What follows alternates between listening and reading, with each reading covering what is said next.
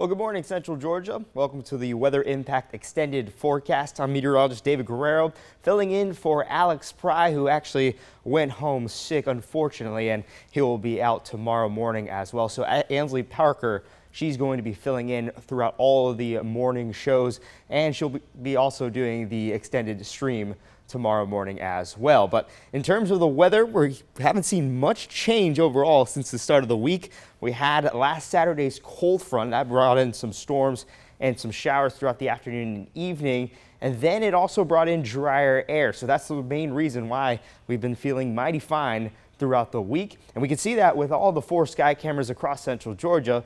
Barely any clouds in the sky. We can see downtown Macon, mostly sunny, just pure blue. Same thing with Dublin, showing off actually a textbook blue color on the sky. The only places with clouds that are within the 4 sky cameras across Central Georgia is Warner Robins. They have tall, wispy clouds, alto cirrus clouds. Same thing is true for Perry. So this is all throughout Houston County, but the majority of Central Georgia is mostly clear at the current moment. And the current number right now in Warner Robins, 71 degrees. It feels like 71. The winds are not bad. Winds are coming from the north at 5 miles per hour, but it's the direction that tells a major story, and I'll tell you why.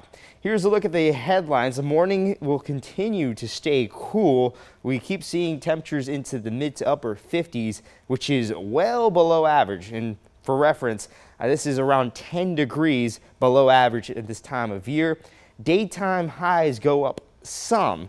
It's still considered below average. We'll have daytime highs still into the mid to upper 80s, but it's only going to go up by a couple of degrees. But this also indicates an overall trend that we're gradually warming up as we get into the end of the week. We could potentially see the lower 90s by next week. So I'll show you that with more detail coming up as well.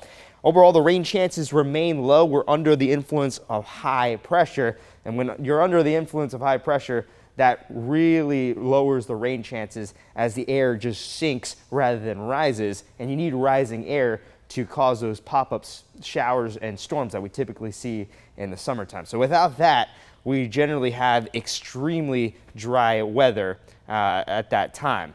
So if we look at yesterday's almanac, we were once again below average in terms of temperatures, and we've been below average all throughout the week. So if we look at the official highs yesterday, 83 degrees, around 6 degrees below average. And of course, the main story yesterday was how cool it was. Our morning lows in the Macon airport around the lower 50s. That's something that we typically see late in the fall time. I remember my girlfriend yesterday morning, she told me that she was really feeling cold and that she brought a sweater and a jacket to work, and she wore it for the majority of the morning. And I think that was also the case for a lot of Central Georgians out there, as this cold, or not cold, cool air seemingly came out of nowhere. But there is a reasoning behind this cool air, as it all depends on that north winds bringing that cool air from the north. So that's the reason why we were below average in terms of afternoon highs and morning lows. Now, if we look at what happened yesterday in terms of the overall weather in the skies, once again, it was similar to what we've been experiencing all throughout the week, mostly sunny weather. And here's an image by David Hamlin. He captured this sunset or actually it wasn't sunset. This image came right around 9:44 at night. So this is actually the moon. We had a full moon last Sunday. It was the corn moon, but this resembles a full moon, and it's below in the horizon behind some tall wispy clouds, but it's still going through the cloud cover. So overall, a beautiful night was experienced last night. So thank you very much, David, for that image. And once again, we're going to experience conditions just like yesterday afternoon and yesterday evening and night, because that satellite radar is going to stay completely quiet. We're not expecting anything in terms of blips or any showers in the picture. And this is a similar story for the majority of the southeast. Noticed a couple of spotty showers just for North Alabama, and we also have some showers down towards the south in South Florida and a couple of showers in North Carolina, but the majority of the southeast is dry at the moment. And the reason behind this is because of high pressure. High pressure is just the name of the game, and it's the reason why we are staying quiet all throughout the southeast. The showers in Florida, that's due to a stationary boundary due to a low pressure system off of the Atlantic coast. It's the same thing driving moisture for North Carolina and parts of the eastern coast of Virginia. So that's why we have those spotty showers. But overall, this high pressure system bringing in drier air, also bringing in that cooler air. So it's taking away those ingredients for those pop-up showers and storms that we have with the heat of the day. It's also causing the air to sink, causing the air to really deplete itself from any of those ingredients needed for showers and storms. And we can see that high pressure system circulation. The center of it is in North Alabama, but it's causing the northerly winds. So we're seeing cooler stuff as we're within the path of the northerly wind. So we're seeing temperatures for the majority of central Georgia into the lower 70s, warmer stuff down to the south in Jacksonville and Panama City. We do have some 80s in South Florida. If we look at the bigger picture all throughout Georgia, throughout the Peach State, cooler stuff within the mountains in the northern side of the state. We also have upper 60s in Athens. And then for the majority of Georgia, once again, lower to mid 70s. Of course, in central Georgia, Augusta seeing the lower 70s. Mid 70s in Vidalia, mid 70s in Atlanta as well. Albany seeing mid 70s. And then once we get to the south, as I mentioned, after we saw that southeasterly temperature graphic from the last graphic, the warmer stuff is confined along the Florida and the Georgia border. Locally, we don't have any 60s anymore. So I saw this graphic as I was preparing for the stream 20 minutes ago, and I did see some 60s off towards our west, but we are warming up now in the past 30 minutes. Now all of central Georgia are within the lower to mid 70s. So we are seeing consistency all across the Peach State. Now, if we compare this to 24 hours ago, remember the morning low yesterday, 53 degrees. We did have a little bit higher morning lows earlier today, but we were still within the mid to upper 50s. So we do have a temperature change as we compare this to yesterday, seeing temperatures in terms of the difference as low as 1 degree down to the south in Chris County. But if we move towards the north, the temperature difference increases to around 4 to 5 degrees different than if we compare it to yesterday. Now, hour by hour, we're going to continue to warm up. Right now, we're in the lower to mid 70s. By noon, we should be into the upper 70s, and I can see some places, especially for the most southern counties, within the lower 80s. Then throughout the afternoon, we'll continuously warm up to the mid 80s, and our afternoon highs should once again be around the mid 80s, 86 degrees to be exact. Now, one thing that's of course helping us is the dry air. Right now, we're seeing dew point values into the lower to mid 60s, which once again is considered not bad on the scale. We do also have drier air towards the east. So we're seeing Wrightsville having dew point values into the upper 50s. Same thing for Swainsboro. Vidalia still in the lower 60s. Eastman 58 degrees in terms of dew point temperatures, 57 degrees in terms of dew point temperatures in McRae. So all in all, it is feeling very pleasant in terms of the quality or the amount of moisture that there is in the air, which takes us away from the muggy weather that was actually present last week. Now, the feels like temperatures remain unaffected for the most part. We do have some 80s on the board, especially Unadilla and in McRae, but all in all, we're not seeing much impact from the humidity, as it is mostly dry outside. Heat index values show that the feels like temperatures are going to resemble our actual temperatures. And once again, I mentioned that our afternoon high should be into the mid 80s, 86 degrees to be exact. And we're not expecting much change from that in terms of feels like temperatures. Wind gusts are calm at the moment. We had some occasional breezes yesterday. So we had a 15-mile-per-hour breeze yesterday throughout the afternoon. Right now, it's calm in Macon, and we are seeing a sustained wind all throughout central Georgia around 5 to 8 miles per hour, but it's feeling negligible as compared to the overall impact that this wind is having. So today, once again, another chilly morning. We felt that all throughout the morning with temperatures into the mid to upper 50s. And then throughout the day, throughout the afternoon, it should be very similar to yesterday. Occasional wispy cirrus clouds off in the distance, but it should be mostly sunny. And our afternoon high should be around the mid 80s, 86 degrees to be exact, which is still considered below average for this time of year, and we could see a gust of up to 15 miles per hour. So looking at the future view, once again, not showing anything. Maybe a high altitude cloud could be present, especially for the southeastern counties, but in terms of the rain, not seeing any blips. We do see one blip that shows up, and it actually doesn't show up anymore. It showed up 20 minutes ago, but we did see one singular tiny blip for places such as Jasper and Putnam County, but that's gone. That's out the window. So it's looking like it's going to be a dry day today, mostly sunny. A couple of clouds could be possible late at night.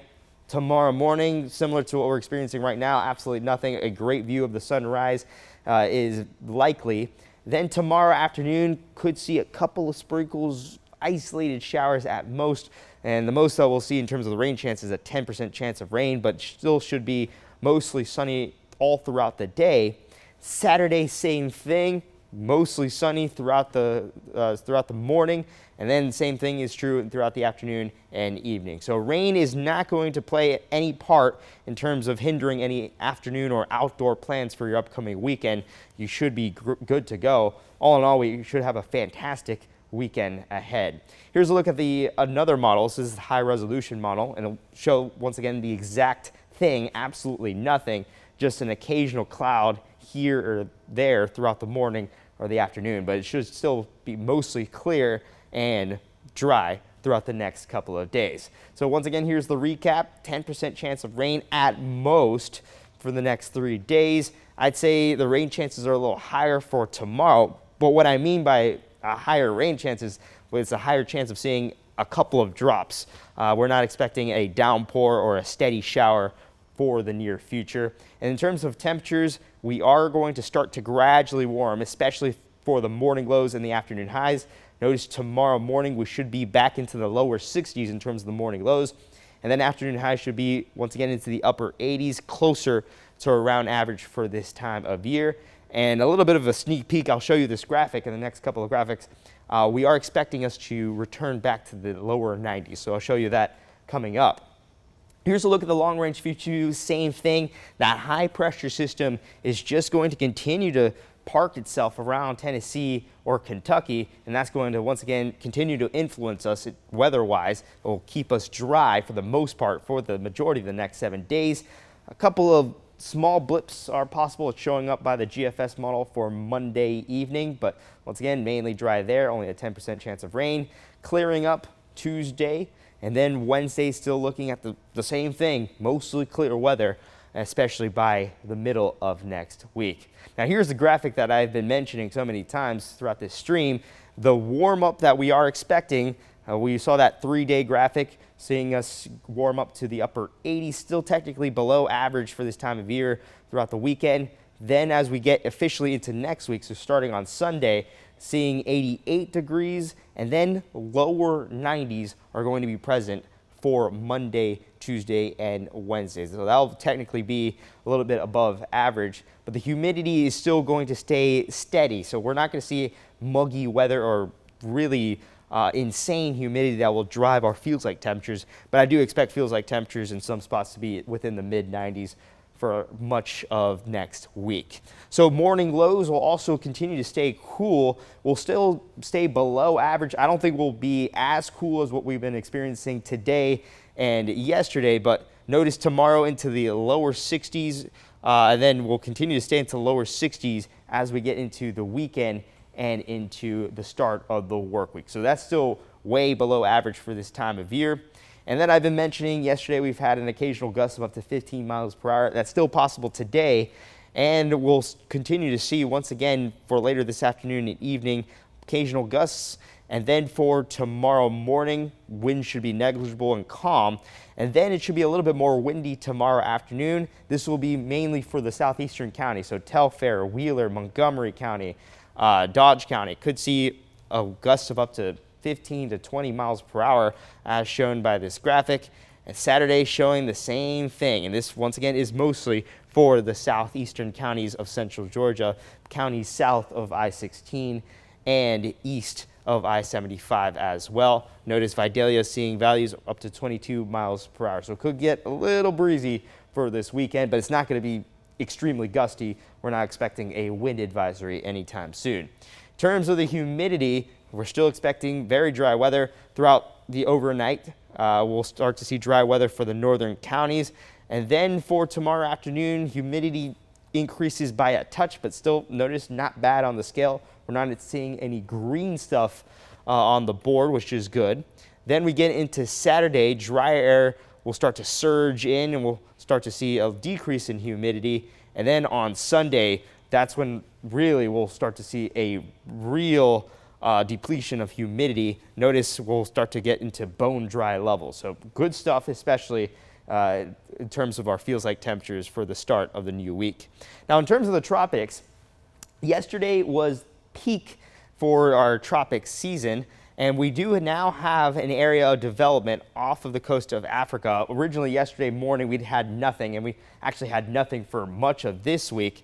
Now we have a 30% chance of development of this low pressure area for the next 7 days. Now this is due to another tropical wave that's forecasted to move towards the west through the central Atlantic basin, and this happens this is a common occurrence all throughout tropics season. Now the thing that is playing into our favor is that we're starting to enter a period, a zone, we're starting to get closer to fall. That's when large-scale patterns are more prevalent. And these large-scale patterns, that's the reason why tropic season has been so quiet for us, because we've been having cold fronts that have been pushing these storms off towards the Atlantic, giving us minimal impacts for the continental United States. Now, these cold fronts are going to become more common as we get into the fall season. So that's really good in terms of the Atlantic, but our attention now is going to be driven into the Gulf. That's where we'll start to see storms develop and brew, and those are the areas where we really have to keep a close eye, especially as we get into the end of September and in October. So here's a recap once again. Peak of the season, September 10th. That was yesterday. We do have one area development off the central Atlantic basin. Still relatively low chances as of right now, and it's still way too early to determine a given path, but it's looking more and more likely that this will follow the path of the other storms, such as Aaron and Fernand, where it's going to curve northward and will be driven away from the continental United States due to the constant amount of cold fronts.